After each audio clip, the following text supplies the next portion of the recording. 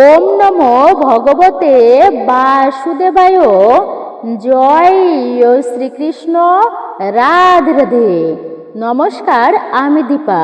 দেশ ও দেশের বাইরে থেকে যে সকল দর্শকেরা এই মুহূর্তে ভিডিওটি অন করেছেন তাদের সকলকে সুস্বাগত জানাই রায়কিশোরী দীপা তথা সনাতন ধর্মীয় তথ্যমূলক চ্যানেলে। সকলে কেমন আছেন? নিশ্চয়ই ঈশ্বরের অশেষ কৃপায় সকলে ভালো আছেন, সুস্থ আছেন। আজকের এই ভিডিওটি রয়েছে আপনাদের জন্য 30শে এপ্রিল 2026 বৃহস্পতিবার দিন, নৃসিংহ জয়ন্তী অর্থাৎ পবিত্র নৃসিংহ চতুর্দশী ব্রতের দিন। স্বয়ং ভগবান শ্রীবিষ্ণু এই দিনে তার ভক্তদেরকে রক্ষা করার জন্য নৃসিংহ মূর্তি ধারণ করেছিলেন। ভয়ঙ্কর সেই মূর্তি, যেই মূর্তি ধারণ করে তিনি তার ভক্তকে রক্ষা করেছিলেন প্রহ্লাদ মহারাজকে। তাই এই দিনটি অত্যন্তই একটি গুরুত্বপূর্ণ দিন। তাই এই শুভ দিনে আপনি কিছু করেন কিংবা না করেন, সকলের উচিত তুলসী তলায় এই একটি জিনিস রেখে দিতে। এতে জীবনে অখণ্ড সৌভাগ্য প্রাপ্তি হবে এবং দুর্ভাগ্য দূরীভূত হবে। আপনারা বিশেষ করে এই পবিত্র দিনে ভুলেও খাবেন না এই কয়েকটি খাবার। বিশেষ করে এই 3টি খাবার ভুল করেও আপনারা মুখে তুলবেন না। যদি আপনারা খান তবে আপনাদের জীবনে নেমে আসবে চরম অমঙ্গল, দুর্ভিক্ষ, বিপর্যয়, রোগ ব্যাধি, জ্বালা যন্ত্রণায় আপনাদেরকে ভোগ করতে হবে সারাটি জীবন। তাই আপনারা অবশ্যই আজকের ভিডিওটি মনোযোগ সহকারেই শ্রবণ করবেন। অনেক গুরুত্বপূর্ণ বিষয় থাকছে। পাশাপাশি শাস্ত্রে এই নৃসিংহ চতুর্দশী ব্রতের বিশেষ মাহাত্ম্য কথা বর্ণিত হয়েছে। আজকের এই ভিডিওতে সেই বিষয়ে আলোচনা করা হবে। আমি চেষ্টা করি সনাতন ধর্মের ধর্মীয় তথ্যগুলো আপনাদের সামনে উপস্থাপন করতে, শেয়ার করতে। আসুন কিছুটা সময় সকলে একসাথে ধৈর্য ধরে আজকের এই গুরুত্বপূর্ণ বিষয় প্রসঙ্গে আমরা বিস্তারিতভাবে জেনে নিই। আশা করছি আপনি উপকৃত ও সমৃদ্ধ হবেন। ভালো লেগে থাকলে ভিডিওতে একটি লাইক করবেন আর কমেন্টে আপনার ইষ্ট দেবদেবীর নামটি বা জয় নৃসিংহদেবের জয় লিখতে একদমই ভুলবেন না। আপনার গুরুদেবের নামটিও লিখে জানাতে পারেন। একবার হলেও অবশ্যই লিখে জানানোর জন্য বিশেষভাবে অনুরোধ জানাচ্ছি। বছরে 365 দিনের মধ্যে একটা শ্রেষ্ঠ দিন হচ্ছে এই নৃসিংহ চতুর্দশী ব্রতের দিন। কেন এই দিনটি শ্রেষ্ঠ আর গুরুত্বপূর্ণ? কেননা স্বয়ং হরি যাকে রক্ষা করে কে পারে তারে মারিতে। জগতে ভগবান যাকে রক্ষা করে কারোর সাধ্য নেই তাকে মারার মতো, ক্ষতি করার। তো তার প্রমাণ করেছিলেন স্বয়ং ভগবান এই নৃসিংহ চতুর্দশীর দিনে। তিনি আবির্ভূত হয়ে তার ভক্তকে রক্ষা করেছিলেন এবং হিরণ্যকশিপুকে বধ করেছিলেন। এই কথার সত্যতা প্রমাণিত করেছিলেন স্বয়ং ভগবান, যে মূর্তি ধারণ করে স্বয়ং অসুর থেকে দেবতারা সেই ভগবান নৃসিংহদেবের মূর্তি দেখে তারা ভয়ে পর্যন্ত কম্পিত হয়েছিল। দেবতারা কখনো ভগবানকে ভয় পায় না, কিন্তু একটা দিন, যেই দিন নৃসিংহদেব আবির্ভূত হয়েছে, তার এত বিভৎস ভয়ানক রূপ দেখে স্বয়ং দেবতারা পর্যন্ত ভয়ে কম্পিত হচ্ছিল। কিভাবে ভগবানের এই দিব্য রূপ তারা শান্ত করবে? এই জন্য এই বছরে নৃসিংহ চতুর্দশী ব্রতের দিনটি যারা বিষ্ণু ভক্ত রয়েছে তারা বিশেষ করে, অন্যান্য যারা ভক্তবৃন্দ রয়েছেন তারা সকলেও কিন্তু বিশেষ করে গুরুত্বের সহিত পালন করে থাকেন। 100 একাদশী ব্রত পালন করলে যে পুণ্যফল প্রাপ্ত করা যায় তার থেকেও অধিক ফল লাভ করা যায় শুধুমাত্র একটা নৃসিংহ চতুর্দশী ব্রত পালন করার মাধ্যমে। এতটাই গুরুত্বপূর্ণ এই নৃসিংহ চতুর্দশী ব্রত। এই জন্য এই যে দেবদেবী, সমস্ত দেবদেবীর মধ্যে 3 জন ব্যক্তি খুবই ভয়ানক। তার মধ্যে প্রথমত হচ্ছে স্বয়ং মহাকাল, স্বয়ং প্রভু শিব, যিনি কালেরও কাল। যমরাজ হচ্ছে মৃত্যুর দেবতা। এই যমরাজের সময় একদিন সবার সবকিছু ছিনিয়ে নেবে, কিন্তু যমরাজের সময়, সেই সময়কে বলা হয় মৃত্যুদেব। আর এই মৃত্যুদেব হচ্ছে কাল, কালেরও যিনি কাল তিনি হচ্ছেন মহাকাল প্রভু শিব। সেই কাল যখন রুদ্রমূর্তি ধারণ করে ত্রিভুবন কম্পিত হতে থাকে, তখন ধ্বংস হয়ে যায় ত্রিভুবন। শিবের এই রুদ্রমূর্তির মাধ্যমে তিনি হচ্ছেন কিন্তু ভয়ানক ব্যক্তি। তিনি হচ্ছেন শিব। রুদ্রমূর্তি ধারণ করলে সকল কিছু ধ্বংস করতে পারে, তখন তিনি ভয়ানক। আর একজন দেবী হচ্ছেন, তিনি খুবই ভয়ঙ্করী দেবী। তিনি হচ্ছেন মহারুদ্রী, মহা ভয় বিনাশিনী। তিনি হচ্ছেন কিন্তু মা কালী।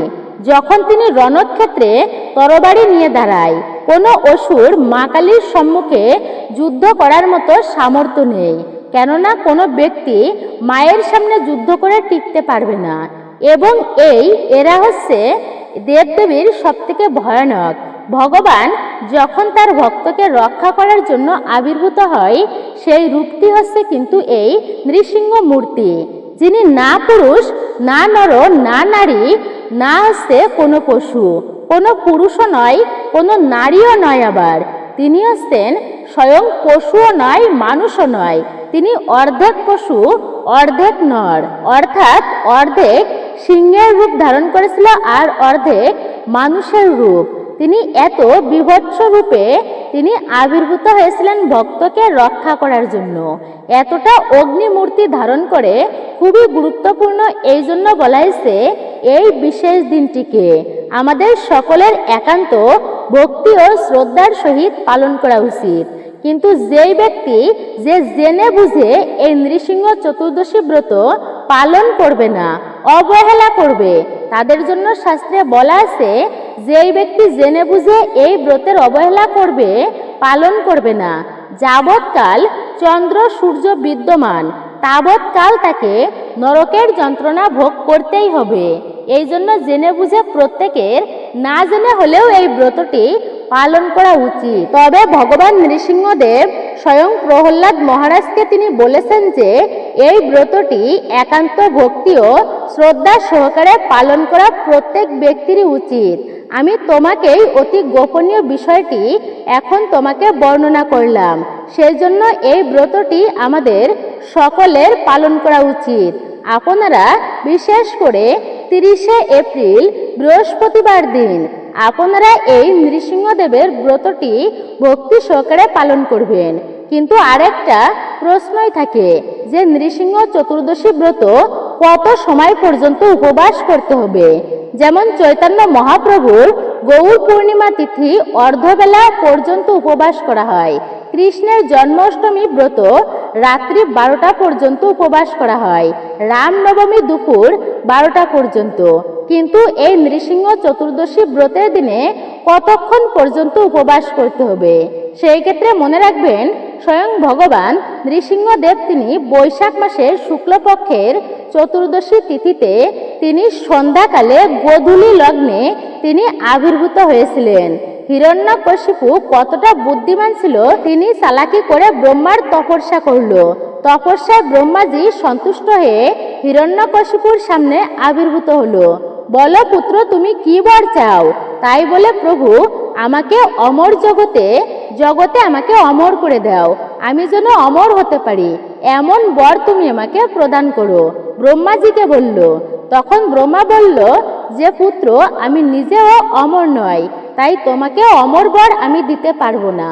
তখন বুদ্ধি করে এই হিরণ্যকশিপু বর চেয়ে নিল, তাহলে প্রভু আমাকে এমন বর দাও যে আমি আকাশেও মরবো না, মাটিতেও মরবো না, কোনো নর, কোনো নারী, কোনো পুরুষ মহিলা কেউ আমাকে মারতে পারবে না, কোনো জীব, কোনো অস্ত্র, কোনো কিছুর দ্বারা আমার বধ হবে না, এমনকি কোনো দিনও না, সন্ধ্যায় অবস্থায়ও বধ হবে না, কোনো সময়ই আমার বধ করা হবে না। ঘরে না, বাহিরে না, কোথাও আমার বধ হবে না। ঘরে না, বাহিরে না, জলে না, স্থলে না, কোনো জায়গায় কেউ যেন আমাকে বধ করতে না পারে। কিন্তু ভগবান নৃসিংহদেব এই জন্য তিনি না রাত্রিতে, না সন্ধ্যায়, না দিনে, তিনি এমন সময়ে আবির্ভূত হননি। তিনি আবির্ভূত হয়েছিলেন সন্ধ্যাকালে গোধূলি লগ্নে সময়ে। সেটা হচ্ছে দুটি সময়ের মিলন স্থল, না রাত্রি না দিন, অর্থাৎ না মধ্যবর্তী অবস্থান, তাই বলা হয়েছে গোধূলি লগ্ন। সেই সময় স্বয়ং ভগবান ঋষি মহাদেব তিনি আবির্ভূত হয়ে প্রহ্লাদ মহারাজকে তিনি রক্ষা করেছিলেন নরসিংহ মূর্তিতে, অর্থাৎ নৃসিংহ মূর্তি ধারণ করেছিলেন। আর ওই সময়টাই যেহেতু তিনি আবির্ভূত হয়েছিলেন, তাই প্রত্যেকটা ভক্তদের একেবারেই নির্জলা ব্রত করা উচিত সেই গোধূলি লগ্ন পর্যন্ত। অনেকেই প্রশ্ন করে গোধূলি লগ্নের পরে কি আমরা ব্রত ভঙ্গ করব? না, ব্রত ভঙ্গ হচ্ছে বা পালন কিন্তু বিষয়টা হচ্ছে পরের। কিভাবে পালন করতে হবে, মানে কোনো একটা ব্রত করলে কিন্তু পালন করতে হয়, আর তা আমরা জেনে নিচ্ছি। তবে এই উপবাস মূলত গোধূলি লগ্ন পর্যন্তই করতে হয়, তারপরে আপনারা অনুকল্প প্রসাদ গ্রহণ করতে পারেন। যেমন আমরা নৃসিংহ চতুর্দশী ব্রত অনেকেই পালন করি, কিন্তু মন্দিরে গমন করি না। কিন্তু এই ব্রত পালন করে প্রত্যেকের আপনারা আপনাদের ঠাকুর মন্দিরে অবশ্যই প্রবেশ করবেন।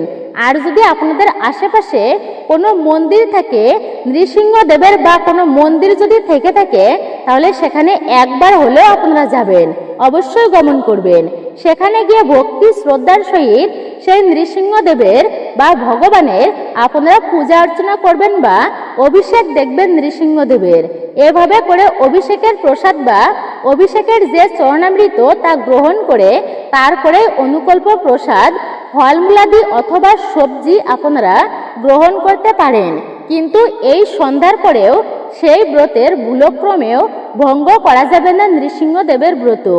এটি কিন্তু একটি অপরাধের। ব্রত ভঙ্গ করতে হবে পরের দিনে। তো যদিও আমরা অনেকেই জানি কিভাবে ব্রত করতে হবে, তারপরেও আমরা জেনে নিই। ব্রতের আগের দিনে মানে হচ্ছে আজকের দিনে বিশেষ করে আপনারা নিরামিষ খাবার গ্রহণ করবেন। আগের দিনে মাছ মাংস আদি রাজসিক খাবার খেতে নেই, বাক্য সংযম করতে হবে, খারাপ অবৈধ সঙ্গ বর্জন করে দিনটি অতিবাহিত করতে হবে। রাত্রি 11টার আগে খাবার খেয়ে নিতে হবে। আপনি রুটি প্রসাদ বা অন্য সবজি বা ভাতও আপনি খেতে পারেন, কিন্তু সেটা যেন সাত্বিক খাবার হয়। আপনি তা গ্রহণ করে দন্ত ধাবন করে নেবেন। এবং আপনি এই ব্রতের দিনে মানে নৃসিংহ চতুর্দশী ব্রতের দিনটা হচ্ছে মূল। এই দিনে সকলেই খুব ভোরে ভোরে ঘুম থেকে উঠে শয্যা ত্যাগ করে প্রত্যেকে আপনারা নৃসিংহদেবের সেবা করবেন, ইষ্টদেবের বিশেষ মন্ত্র জপ করবেন। এই দিনে উপবাস কেবলমাত্র একটুকু না খেয়ে থাকা নয়, এই দিনটি বিশেষভাবে ভক্ত সঙ্গে কাটানোর জন্য একটি বিশেষ দিন। উপবাস কি? উপ মানে নিকটে বা উপরে অর্থাৎ ঊর্ধ্বে, আর বাস মানে বাস করা।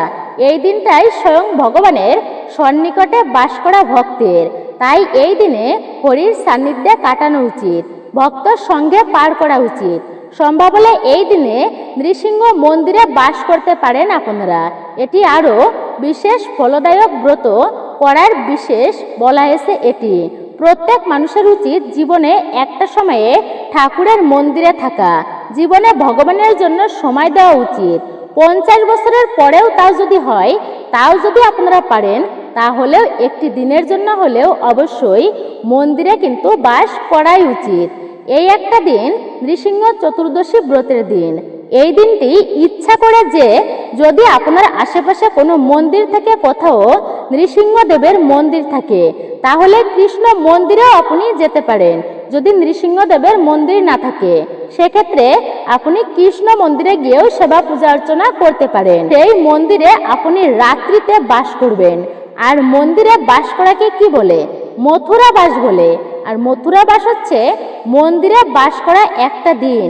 মন্দিরে বাস করা কিন্তু এটি বিশেষ ফলদায়ক বলেই মান্য করা হয়। অন্যান্য দিনে না হলেও যদি এই নৃসিংহ চতুর্দশী ব্রতের দিনে মন্দিরে বাস করা হয়, তা খুবই মঙ্গলময় বলা হয়েছে। এটি সর্বমঙ্গলময়। এতে বিশেষ করে নৃসিংহদেব ভগবানের কৃপা লাভ করা যায়।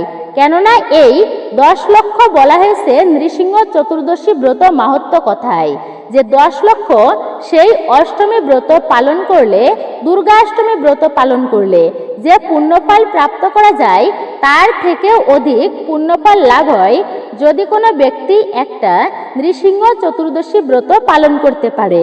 এই জন্য এই শুভদিনে আপনারা প্রত্যেকেই ঠাকুরের মন্দিরে বাস করতে পারেন। এটি বিশেষ ফলদায়ক। তবে একটা বিষয় হচ্ছে, আমাদের অনেকের জীবনে অশুভ অমঙ্গল লেগেই থাকে। আমরা জানি না এগুলো কেন এত বেশি বেশি হয়।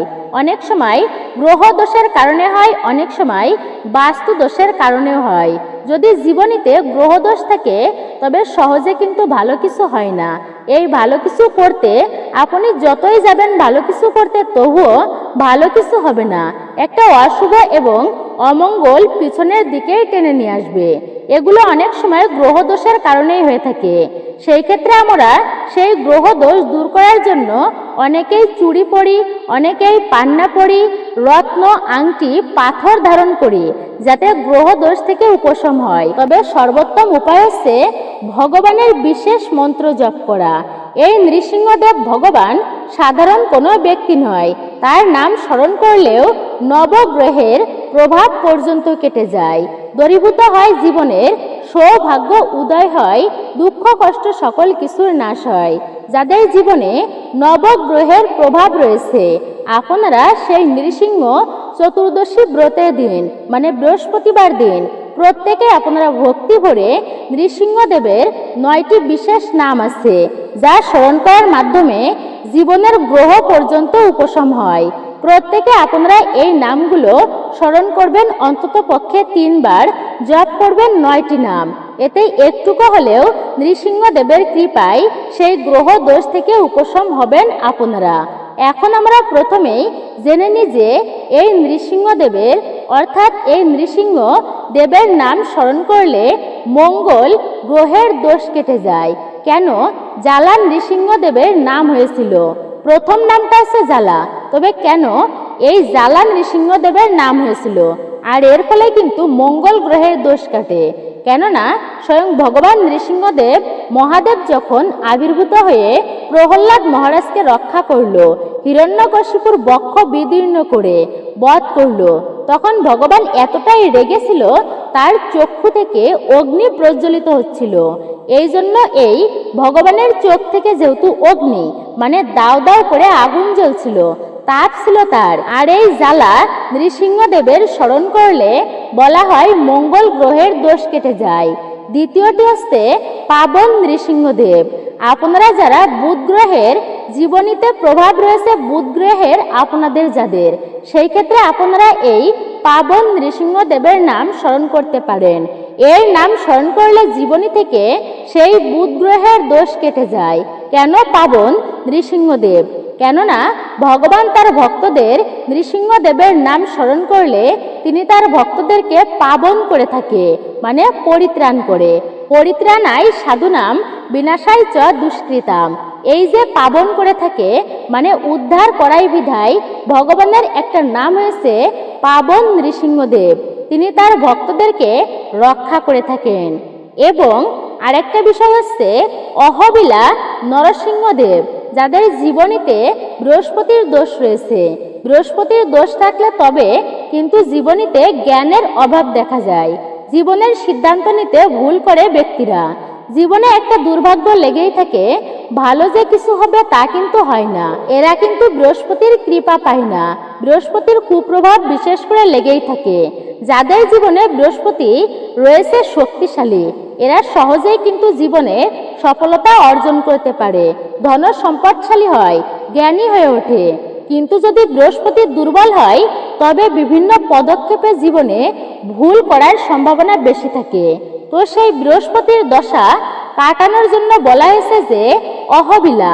তো এই অহবিলা নৃসিংহদেবের নাম স্মরণ করলে সেই বৃহস্পতির দোষ পর্যন্ত কেটে যায়। কিন্তু কেন এই অহবিলা নৃসিংহদেবের নাম হয়েছিল ভগবানের? কেননা যখন হিরণ্যকশিপুকে বধ করেছিল ভগবান, তখন এই হিরণ্যকশিপু কিন্তু ভগবানের সাথে কোনো মায়া, কোনো বিদ্যায়িত প্রভাব খাটাতে পারবে না। স্বয়ং ভগবান যিনি সকল মায়ার অধীশ্বর, তাই তাকে কি পরাজিত করতে পারে?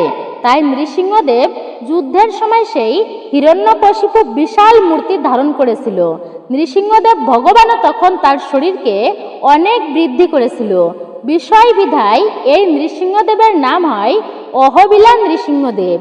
এবং আরেকটা হচ্ছে শুক্র গ্রহের হাতের যে স্থানটা আছে সেটা মধ্য স্থানটা আছে এই শুক্র গ্রহের ক্ষেত্র।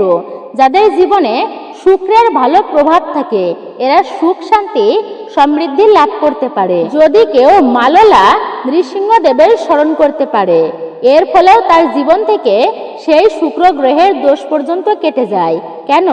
মা লোলা নাম হচ্ছে মা মানে লক্ষ্মী দেবী এবং লোলা মানে হচ্ছে প্রিয়া, মানে মা লক্ষ্মী দেবীর বিশেষ কৃপা, অর্থাৎ যিনি মা লক্ষ্মী দেবীর প্রিয় সেই ব্যক্তি হচ্ছে নৃসিংহদেব। আর এই নৃসিংহদেবের নাম স্মরণ করলে জীবনের দুঃখ কষ্টের অবসান হয়ে সুখ শান্তির আগমন হয়। আর একটা নাম হচ্ছে ভার্গব নৃসিংহদেব। এই ভার্গব নৃসিংহদেবের নাম স্মরণ করলেই তার জীবনী থেকে রবি গ্রহের দোষ কেটে যায়। রবি গ্রহ হচ্ছে হাতের এই ক্ষেত্রটা বিশেষ করে বলা হয়েছে, যাদের জীবনীতে রবি গ্রহ ভালো থাকে তাদের জীবনের সুনাম চতুর্দিক থেকে ছড়িয়ে পড়ে। রবি গ্রহ যদি দুর্বল থাকে জীবনে বলা হয়েছে অপচয় বেশি হয় আর জীবনে অনেক কিছুর ক্ষেত্রে আফসোসই থেকে যায়। কিন্তু ভার্গব নৃসিংহদেবের স্মরণ করলে সেই রবি গ্রহের দোষ পর্যন্ত কেটে যায়। সেই ভার্গব নৃসিংহদেবের কেন বলা হয়েছে এই নামটি? কেননা পরশুরাম ভগবানের একটা নাম হচ্ছে ভার্গব, আর ভগবান নৃসিংহদেব তিনি পরশুরাম রূপে আবির্ভূত হয়েছিলেন। এই জন্য ভগবান নৃসিংহদেবের একটা নাম হচ্ছে ভার্গব নরসিংহদেব। তবে আমাদের প্রত্যেকের মধ্যে অনেকের ক্ষেত্রে বেশিরভাগ ক্ষেত্রেই দেখা যায় শনি গ্রহের একটা প্রভাব রয়েছে, বেশিই থাকে শনির দোষ। সেই জন্য সবাই শনি গ্রহকে মান্য করেই চলে। গ্রহ রাজ হচ্ছে শনি। যদি শনির বক্র দৃষ্টি কারোর উপর পড়ে 12 বছর পর্যন্ত তার জীবনে সহজে কিছু ভালো হয় না। কিন্তু এই নৃসিংহদেবের নাম স্মরণের মাধ্যমে সেই শনি গ্রহের দোষ পর্যন্ত কেটে যায়। প্রতাপশালী সূর্যদেবের পুত্র হচ্ছে শনিদেব, তিনি কর্মফলদাতা। সেই শনিদেবের দৃষ্টি কাটানোর জন্য বলা হয়েছে যোগানন্দ নৃসিংহদেবের নাম স্মরণ করলে সেই শনির দৃষ্টি পর্যন্ত দূরীভূত হয় এবং তার জীবনে ভাগ্যের উদয় হয়, সৌভাগ্যের উদয় হয়। এই যোগানন্দ নৃসিংহদেবের নাম আপনারা স্মরণ করতে পারেন এবং এই নাম যদি আপনি লিখে রাখতে পারেন তাহলে আপনারই উপকার হবে। যারা যোগ সাধনা করে তাদের আনন্দ দান করেন এবং তাদেরকে মুক্তি দিয়ে থাকেন বিধায় ভগবানের আরেকটা নাম হচ্ছে যোগানন্দ নৃসিংহদেব।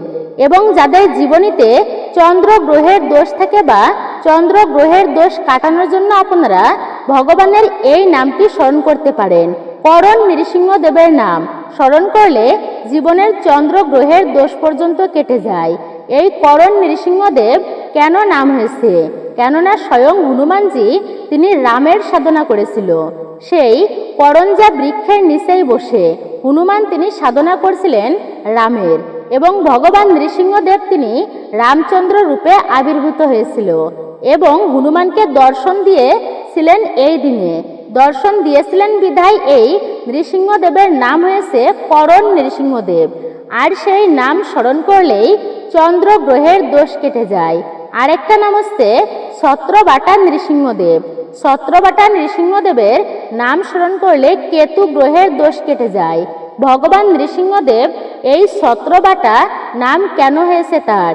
কেননা নৃসিংহদেব তিনি পিপল বৃক্ষের নিচেই বসে আহা এবং হু নামক গন্ধর্বের দ্বারা তারা ভগবান নৃসিংহদেবকে সবসময় গান শ্রবণ করাতো। এই জন্য ভগবানের একটা নাম হয়েছে ছত্রবাটা নৃসিংহদেব।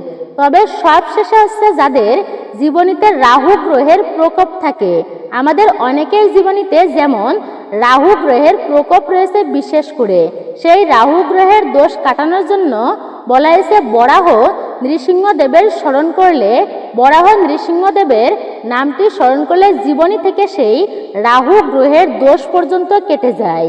আমরা অনেকে আছি এই নাম মানে ভগবানের নৃসিংহদেবের এই 9টি নাম প্রসঙ্গে জানি না। আমরা তারা প্রত্যেকেই আপনারা এই শুভ দিনে নৃসিংহ চতুর্দশীর দিনে আপনারা প্রত্যেকেই এই নাম জপ করবেন।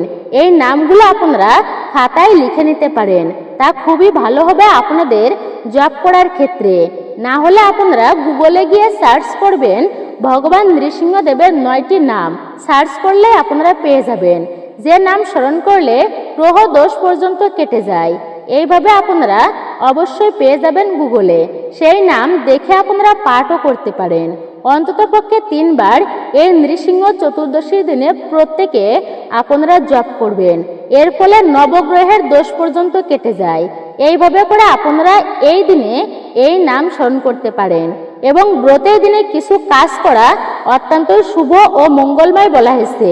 তার মধ্যে প্রথমত হচ্ছে নৃসিংহ চতুর্দশী ব্রতের দিনে আপনারা দান করতে পারেন। দানে দ্রব্য শুদ্ধি হয়। দানে কখনো কিন্তু ধনের কমতি হয় না, বরঞ্চ তা বৃদ্ধি পায়। আপনারা এই দিনে অবশ্যই দান করবেন। দানের মহিমা শাস্ত্রে বর্ণিত আছে বিশেষ। রাজা হরিশ্চন্দ্র, রাজা বলি মহারাজ তারা দানের মাধ্যমে ভগবানকে পর্যন্ত আপন করে নিয়েছে। তাই আপনারা এই শুভ দিনে বাড়িতে যদি কোনো অতিথি আসে, ভুলক্রমেও যেন খালি হাতে ফিরে না যায়, এই বিষয়টা আপনারা খেয়াল রাখবেন। এতে গৃহস্থের বাড়ির সমস্ত পুণ্য সেই অতিথির সাথে গমন করে। আর অতিথি আসছে দেবভব, তাই কোনো বাড়ি থেকে যদি অতিথি খালি হাতে ফিরে যায়, সেই বাড়ির অমঙ্গল হয়। তাই আপনারা অবশ্যই বিষয়টি খেয়াল রাখবেন। আপনারা আপনার সাধ্যমতো অবশ্যই তাকে কিছু দান করবেন। আবার এই নৃসিংহ চতুর্দশী ব্রতের দিনে অনেকেই প্রশ্ন করেন পারণ মূলত কখন করতে হবে। মনে রাখবেন, পারণ করার একটা নিয়ম রয়েছে। নৃসিংহ চতুর্দশী ব্রতের দিনে ধরা বাঁধা কোনো নিয়ম নেই, তবে পালন করতে হবে মূলত যেই দিনে আপনি ব্রত করবেন।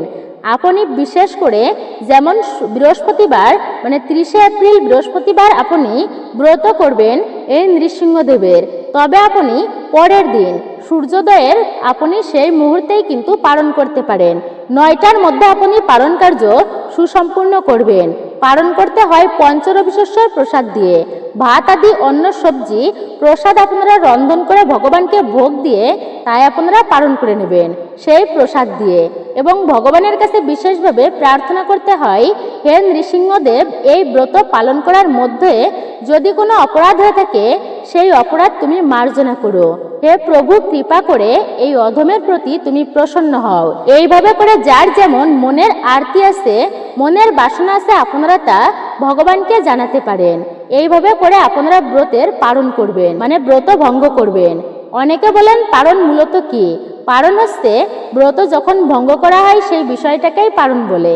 অনেকেই এমন প্রশ্ন করে নৃসিংহ চতুর্দশীর দিনে গাজর খাওয়া যাবে কিনা, কি কি খাওয়া যাবে নৃসিংহ চতুর্দশী ব্রতের দিনে। আপনারা এই দিনে অন্ততপক্ষে সন্ধ্যা পর্যন্ত যারা পারবেন প্রত্যেকে নির্জলা ব্রত করবেন। এই একটা দিন আমরা এমনিতেই শরীর আমাদের অসুস্থ হলেও প্রত্যেকেই কিন্তু আমরা চেষ্টা করব যদি নির্জলা ব্রত করতে পারি তাহলে চেষ্টা করব এই ব্রতটা নির্জলা করার। আর যদি খুবই অসুস্থ হয় তাহলে আপনি ফলমূল গ্রহণ করবেন। সাধন ভজন ছাড়া মনে রাখবেন, কষ্ট না করলে কিন্তু কখনোই কেষ্ট মেলে না, একটা কথাতেই আছে।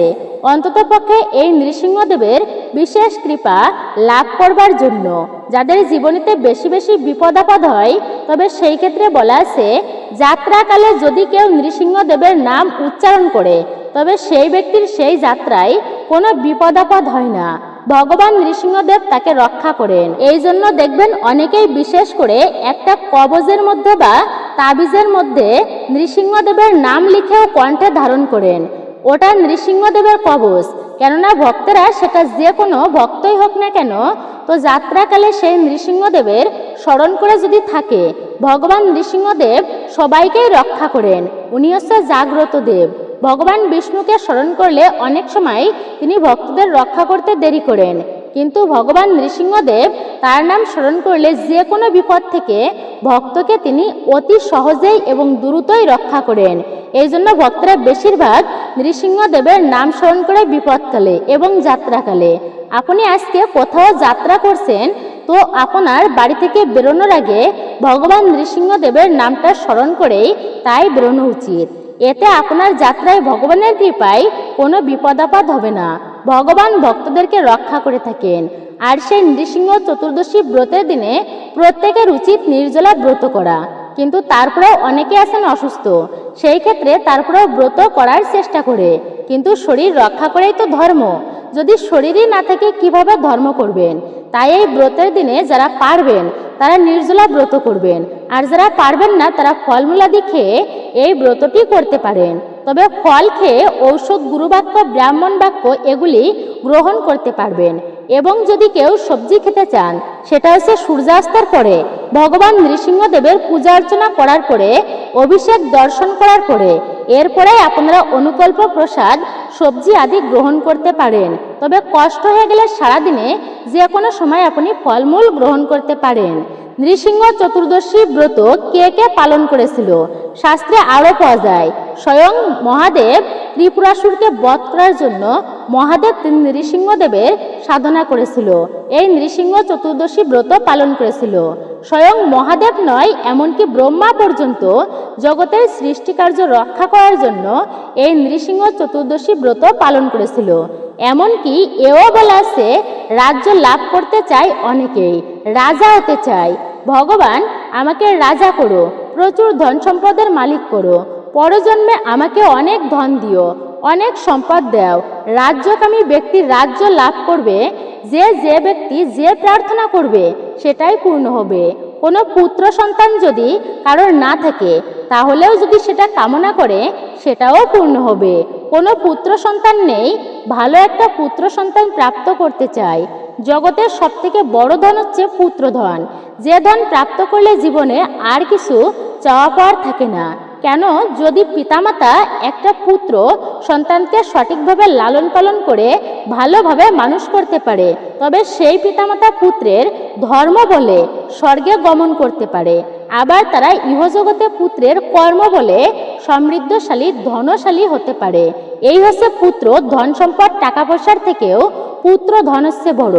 পুত্রকামী ব্যক্তি পুত্র লাভ করে শুধুমাত্র এই নৃসিংহ চতুর্দশী ব্রত পালনের ফলে। শুধু তাই নয়, যাদের সংসারে দারিদ্রতা আছে, দরিদ্র বেশি বেশি পরিমাণে অভাব অভিযোগ লেগেই আছে। স্বাভাবিকভাবে অভাব থাকবে সেটা আভিন্ন বিষয়, কিন্তু বলা হয়েছে যদি বেশি বেশি পরিমাণে অভাব দারিদ্রতা ঘিরেই রয়েছে, তো এই নৃসিংহ চতুর্দশী ব্রত পালন করার মাধ্যমেও কিন্তু তার দারিদ্রতা পর্যন্ত দূরীভূত হয়। আপনারা এই ব্রতের দিনে কিছু করেন কিংবা না করেন, ভুলক্রমেও কাউকে কখনো কষ্ট দিবেন না, এতে কিন্তু মহা অপরাধ হয়ে থাকে। মনে রাখবেন, বিশেষ করে কোনো ছোটদের, কোনো বৈষ্ণবদের, কোনো সাধু ব্যক্তিদের আপনারা কষ্ট দেবেন না, আঘাত করবেন না। অপরাধের ফলেই কিন্তু নৃসিংহদেবের জীবনে ধ্বংস ডেকে এনেছিল। নৃসিংহদেব স্বয়ং হিরণ্যকশিপুকে বধ করেছিল। তার পুত্র ছিল প্রহ্লাদ মহারাজ। শাস্ত্রে বলা আছে, বংশে যদি হয় একজন, তরিতে পারে শতজন। কোনো বংশে যদি একজন কৃষ্ণ ভক্ত হয়, সে নিজে তো উদ্ধার হয়ই, সেই সঙ্গে সেই বংশের শত কুল পর্যন্ত উদ্ধার করতে পারে। এই হচ্ছে কৃষ্ণ ভক্তের মহিমা। প্রতিটা শাস্ত্রে বৈষ্ণবের মহিমা কীর্তন করা হয়েছে। বৈষ্ণব দেখলে তাদের মস্তক নত করতে হয়, এতে ভগবান পর্যন্ত প্রসন্ন হয়। বৈষ্ণব কখনো অপরাধ বৈষ্ণবের চরণে করতে নেই, কিন্তু বৈষ্ণব দেখলে তাদের যদি নিন্দা করা হয়, বৈষ্ণবদের কষ্ট দেওয়া হয়, এর ফলে ভগবান কখনো প্রসন্ন হয় না। এই যে অপরাধ, বৈষ্ণব অপরাধ জগতে যে কত বড় অপরাধ, সব থেকে ভয়ানক অপরাধ বলা হয়েছে এটিকে, বৈষ্ণব অপরাধকে। আর এই হিরণ্যকশিপু সেই প্রহ্লাদের চরণে বৈষ্ণব অপরাধ করেছিল, যেই কারণে তার জীবনে ধ্বংস তিনি নিজেই ডেকে এনেছিল। তাই ভুলক্রমেও এই নৃসিংহ চতুর্দশী ব্রতের দিন শুধু তাই নয়, যে কোনো দিনে কাউকে কখনো বৈষ্ণবের চরণে অপরাধ আপনারা করবেন না, এটি চরম দুর্ভাগ্য ডেকে আনবে। খুবই অপরাধের বিষয় বলা হয়েছে। অন্তত পক্ষে এই নৃসিংহ চতুর্দশী ব্রতের দিনে সে যাই হোক, আপনারা কখনোই কিন্তু কারোর মনে কষ্ট দিবেন না। সে সাধারণ লোকই হোক বা সাধু সন্তই হোক বা বৈষ্ণবী হোক, ভক্ত হোক ভিখারি হোক, কারোর মনে আঘাত করবেন না। ছোট্ট বালককে পর্যন্ত আপনারা কষ্ট দেবেন না। বয়োজ্যেষ্ঠদের সম্মান করবেন। প্রত্যেকে যে যার স্থান থেকে সবাই সবাইকে সম্মান করেই চলবেন। এটি হচ্ছে প্রকৃত জীবন।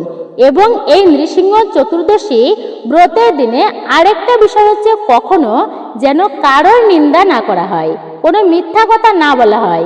বাক্য সংযম, সত্যের উপরে ধর্ম কিন্তু নেই, মিথ্যার উপরে পাপ নেই। বর্তমান কলিযুগে যে যার মতো যত মিথ্যা কথা বলে উচ্ছৃঙ্খলভাবে জীবন যাপন করে, অপশব্দ, ঝগড়া, চিৎকার, চেঁচামেচি করেই চলে, এর ফলে কিন্তু এই ব্রত যতই আমরা করি না কেন ভালোভাবে, তা কিন্তু ব্রতের সম্পূর্ণ ফল কখনোই প্রাপ্ত করা যাবে না। যদি কেউ এই দিনে অপশব্দ, ঝগড়া, চেঁচামেচি, চিৎকার, মিথ্যা কথা বলে। পাশাপাশি এই দিনে অনেকেই এই শুভ দিনে ব্রত করার পরে ফলমূলাদি কাটতে গিয়ে যদি হাত পা কেটে যায়, এটা বলা হয়েছে অশুভ। কিন্তু মনে রাখবেন, যে কোনো ব্রতের পরে শরীর থেকে রক্তক্ষরণ হওয়াটা কিন্তু ভালো নয়, এতে ব্রতের সম্পূর্ণ ফল লাভ করা যায় না। তাই আপনারা অবশ্যই সতর্ক এবং সাবধান থাকবেন। এবং এই দিনে ভুল করেও আপনারা খাবেন না কোনো আমিষ জাতীয় খাবার, মাছ, মাংস, পেঁয়াজ, রসুন, ডিম, আপনারা এগুলি এড়িয়েই চলবেন। আপনারা তেতো জাতীয় খাবার ভুলেও কিন্তু গ্রহণ করবেন না। আপনারা পোড়া জাতীয় খাবার এই দিনে ভুলক্রমেও আপনারা খাবেন না, বিষয়টি অবশ্যই মনে রাখবেন। নাশপাতি আপনারা গ্রহণ করবেন না, এই ফলটি আপনারা খাবেন না। তেঁতুল খাবেন না আজকের মতো শুভ দিনে। আপনারা এই দিনে উচ্ছে বা করলা খাবেন না, বেগুন গ্রহণ করবেন না, ঢেঁড়স এবং গাজর ভুলেও খাবেন না, সিম খাবেন না। বিশেষ করে আমিষ জাতীয়, তামসিক এবং রাজসিক খাবার সম্পূর্ণই বর্জন করবেন। নেশা জাতীয় সকল প্রকার দ্রব্য আপনারা এই দিনে আপনি দূরেই থাকবেন নেশা থেকে, ভুল করেও কিন্তু গ্রহণ করবেন না। চা কফি পর্যন্ত এই বিশেষ দিনে আপনি খাবেন না, তা এড়িয়েই চলবেন। ছত্রাক, মাশরুম পর্যন্ত আপনারা গ্রহণ করবেন না, বিষয়টি অবশ্যই আপনারা মনে রাখবেন। আপনারা এই শুভ দিনে গ্রহণ করতে পারেন পায়েস। আপনারা অবশ্যই দেবী লক্ষ্মীকে পায়েসের ভোগ অর্পণ করে সেটি আপনারা গ্রহণ করতে পারেন। তবুও বলা হয়েছে অভিষেকের পর আপনারা তা গ্রহণ করতে পারেন। এবং আপনারা এই দিনে ক্ষীর মাখনও খেতে পারেন।